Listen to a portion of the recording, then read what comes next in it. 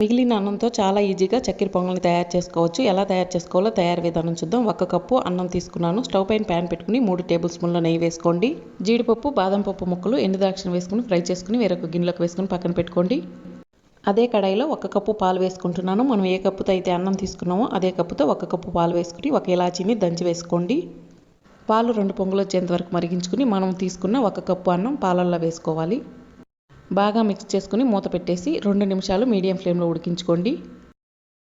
మనం వేసుకున్న పాలు అన్నంకి పట్టే విధంగా ఉడికించుకోవాలి. ఇలా బాగా ముద్దగా అయిన తర్వాత ఇందులో నేను 1/2 కప్పు బెల్లం తురుము వేసుకుంటున్నాను.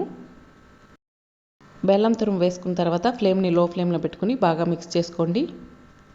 ఇలా బాగా కలుపుకున్న తర్వాత ఇందులో మనం వేయించి పెట్టుకున్న డ్రై ఫ్రూట్స్ని కూడా వేసేసుకోండి. బాగా మిక్స్ చేసుకుని స్టవ్ ఆఫ్ చేసుకుని వేరొక బౌల్లోకి వేసుకోండి. చూసారుగా మిగిలిన అన్నంతో చాలా సింపుల్గా చక్కెర పొంగల్ని తయారు చేసుకోండి. టేస్ట్ అయితే చాలా బాగుంటుంది.